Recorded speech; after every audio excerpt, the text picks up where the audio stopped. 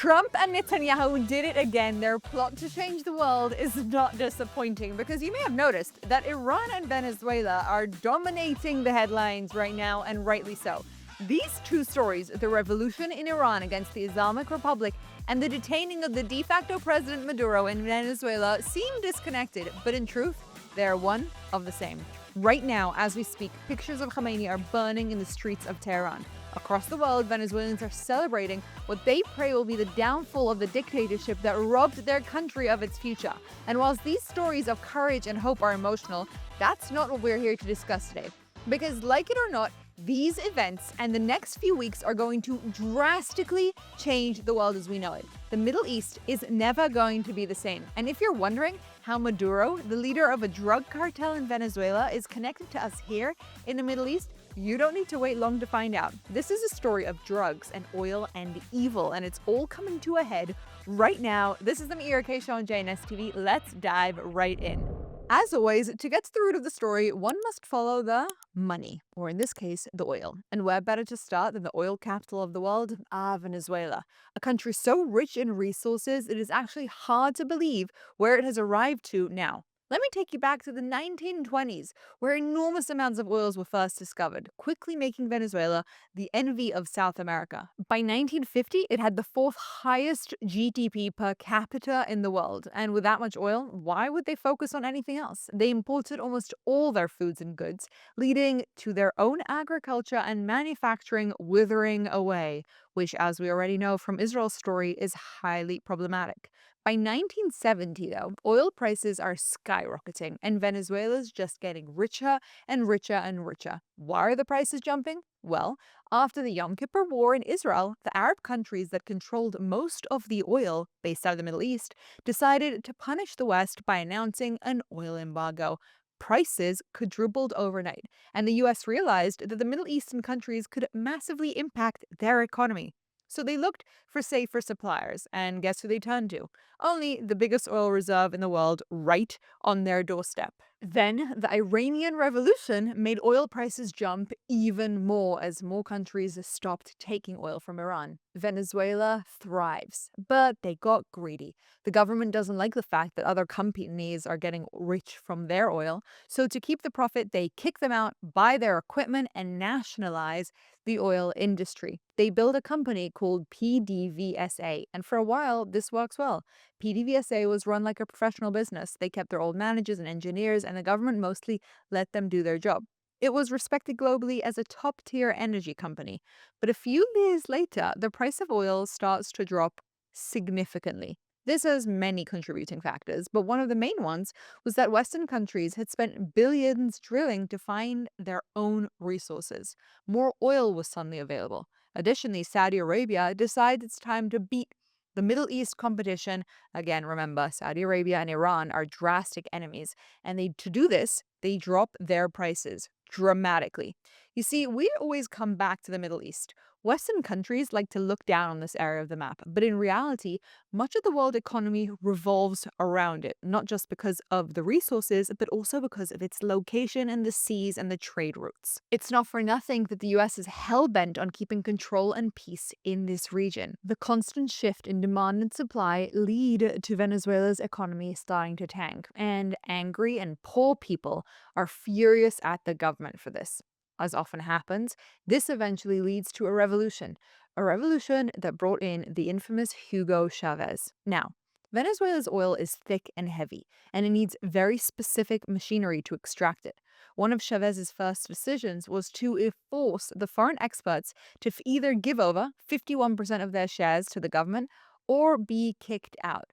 But they really need experts to manage their oil. And so these foreign entities decided to leave, and this leads to a massive management problem. You see, when a government has money coming in from a source, they often don't invest the profits into the system to upkeep the oil, but rather in elections and their own personal interests. When you don't invest in oil machinery, it erodes, and when you don't invest in the people who know how to manage it, that is also a problem. When the powerful oil positions are given to political loyalists instead of experts, incompetence becomes rife. In 1999, Chavez comes to power democratically. He votes to change the constitution, and very quickly, surprise, surprise, it turns into a dictatorship. To begin with, the US stayed trading partners, but after a coup briefly overthrows Chavez, the US quickly recognizes the new leaders, and Chavez becomes convinced that the US is now his enemy. And the trade deals ends. He also kicks out their intelligence agencies, leading to the beginning of the drug trafficking monster that we now know as Venezuela. As punishment, the US decide to sanction him. This, however, doesn't have the intended impact. Chavez realizes he was going to need new friends, and he turns to Russia, who are happily on Venezuela, conveniently located right next to America. The Russians now have military abilities alarmingly close to the US. Chavez stayed in power until his death in 2013, when Maduro, our hero, takes over. Hoping to force his regime out, the US then again sanctioned Venezuelan oil, refusing to lend them money as well. Again, they turn to another enemy of the US, and this time it's none other than China. Beijing loaned Venezuela $60 billion in exchange for oil over 20 years. Pretty quickly, two of the US's top sworn enemies have direct access to Venezuela right on the US doorstep, and this is something that the Americans are very aware of. Now, let's not forget that during this time, they're also cozying up with Iran. In the early 2000s, both countries were main suppliers of oil and are hoping to stay that way. To do so, they devise a plan to drive up the prices of oil and quickly become economic partners. In 2005, with Iran's new president, or the Islamic Republic more accurately, they realized that they have a lot more in common than just oil and money.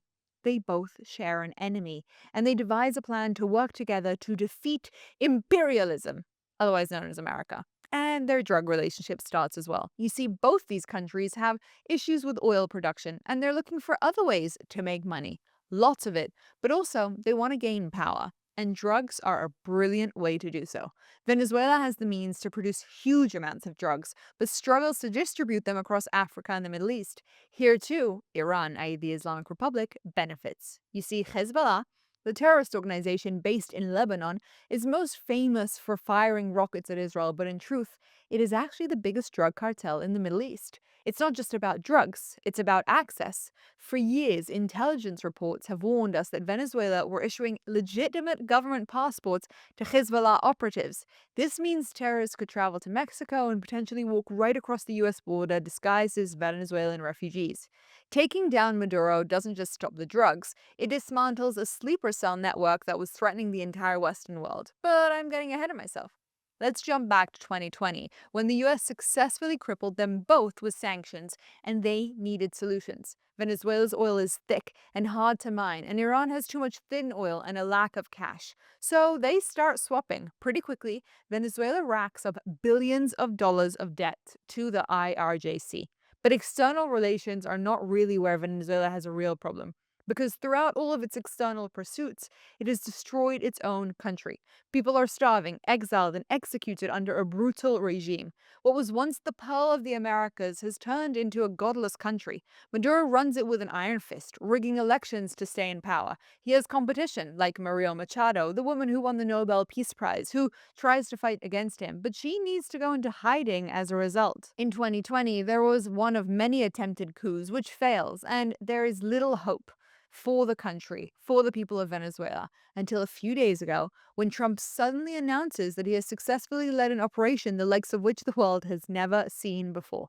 Maduro, with 150 aircrafts, is captured in the middle of the night and brought to the US, and that brings us to the present day. Now, let's backtrack for a second, because we've talked about Venezuela and its history and the downfall to where it is now, and we've even touched a little bit upon the relationship between Iran and Venezuela, but we haven't understood why these two events are so deeply correlated. You see, Iran up until 1979 was the glittering jewel of the Middle East. Here too, they're rich in oil. They held the Middle East in the palm of their hands, controlling most of the gas flow through the area. The Shah was in power, a deeply Americanized king who westernized Iran. The story here is not so simple, but as the elites get richer, the poor and the traditional in Iran are suffering.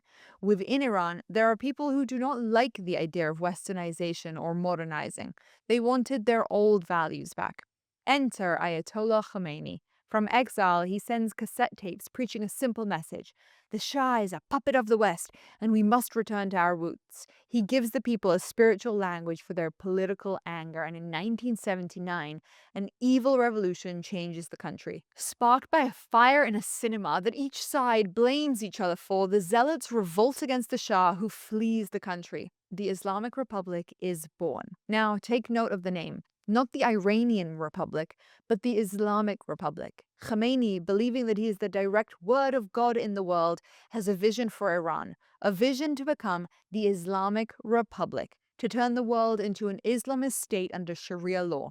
Now, as with most revolutions, you need an enemy to be fighting if you want to keep a revolution going. And with the Shah gone, it was time to reignite in Iran the feeling of a revolution, to be the Islamic leaders who take over the world. And to do this, they must fight the infidels. Enemy number one, the West. And who's the West's puppet in the Middle East? Well, none other than Israel, of course. Now, let's just add on to this some other drama. The Shiites versus the Sunnis have long been competing for the Islamic crown, and with the Sunnis in Saudi Arabia and Egypt having so much more power than this small Shiite Iranian minority, Iran decides that they could outshine Saudi Arabia by leading the charge on the war with the West, namely Israel. And to do so, they start building out tentacles across the Middle East. Tentacles that we've become familiar with. We have the Houthis in Yemen, a Shiite or terrorist arm in a largely Sunni country who controls the seas.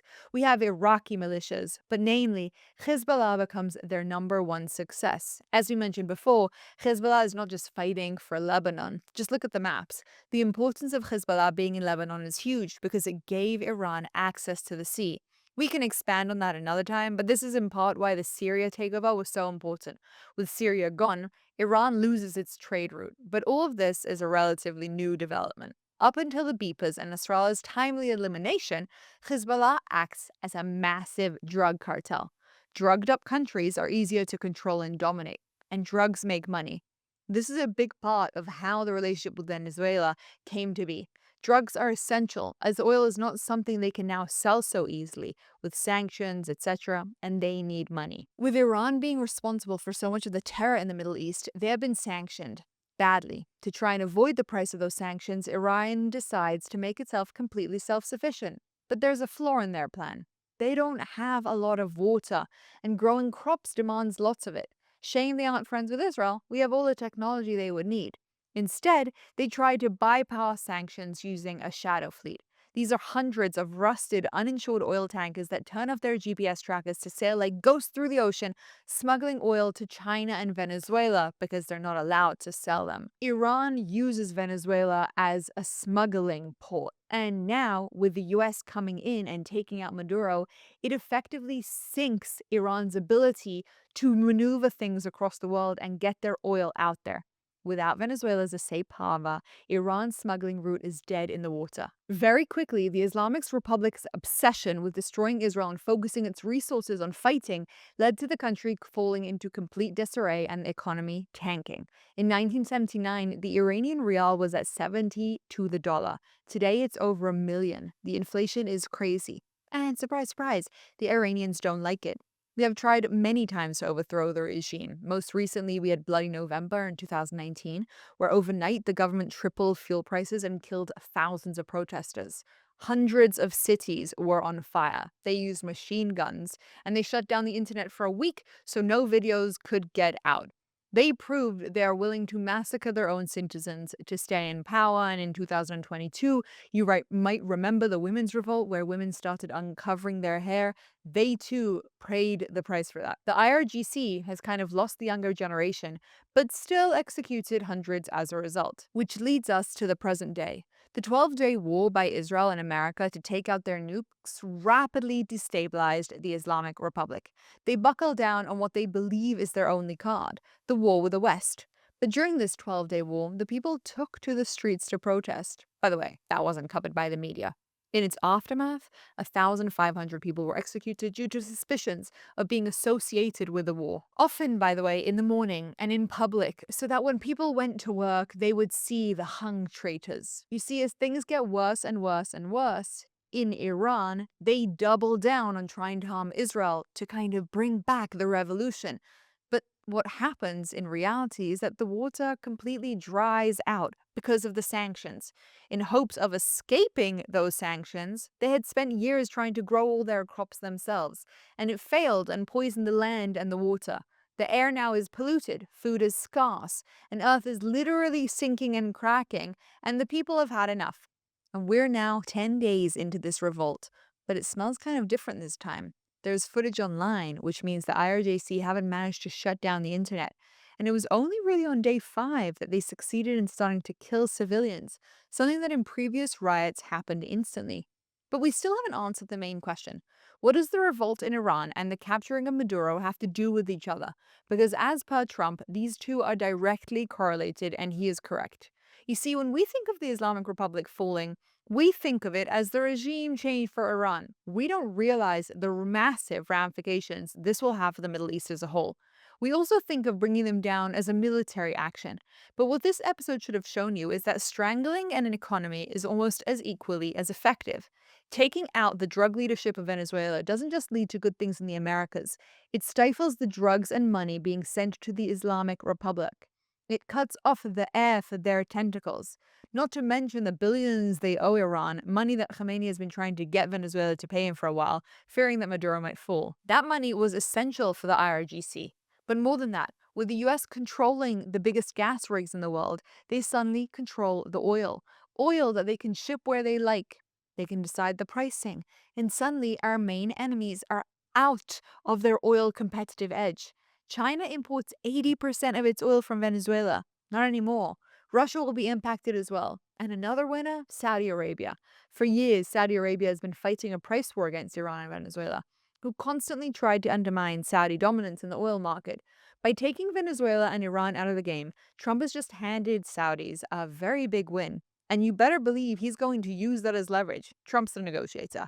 He can now go to the Saudis and say, I destroyed your competition and secured your economy. Now it's time for you to sign that peace deal with Israel. That is the peace that Trump is talking about. The Islamic Republic is now cornered from every direction. Its oil and drug buddy no longer exists. Its people are revolting. Their nukes are down. Their suppliers are panicking. They have no access to money. The US has publicly declared that if they keep executing protesters, which they are, they will intervene. And as of right now, Khomeini is planning an escape route to Moscow. That's how bad it's gone. With everything that just happened with Maduro, they know they need to believe Trump's threats. If the IRGC falls, we are about to look at a drastically different Middle East. Trump wasn't kidding when he said on New Year's Eve that the plan was peace this year. Look, peace is far off. We're not just there yet. But it's safe to assume these power plays are about to change the world dramatically. The oil economy is shifting rapidly, and Trump is playing chess against the big leagues, out of Venezuela, his backyard, but also out of the Middle East. Times are changing quickly, and let's pray that this all ends peacefully and soon. Of course, this impacts Israel. The end of the IRGC changes the game for us completely. Let's just say, I don't think it's a coincidence that this happened right after Bibi's trip. Those two are thinking big and long term, making courageous moves to truly change and remove evil.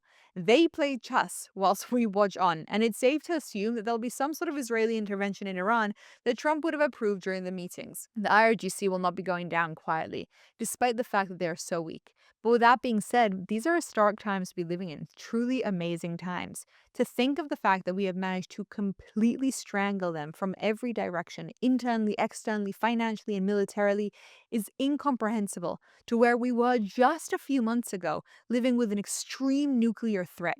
And the Middle East landscape will change dramatically. No more money being sent to terror axis across Syria, Lebanon, Iraq, Yemen. What does this mean for the future? We don't know. But Venezuela was enabling Iran, and Iran being cut off by Venezuela now means that the end of this terror regime might actually be around the corner. An example is being set for the world of how to deal with evil. And yes, many people are too far gone to see it and appreciate it, like these idiots in the United States who are hoping and praying to save Venezuela from the people that want to come and colonize it. But thankfully, that's not the case with us. We see this for what this really is. We understand the importance of these events. And once again, we are so grateful for strong leadership. I'm Ira Kay, and I'll see you next time.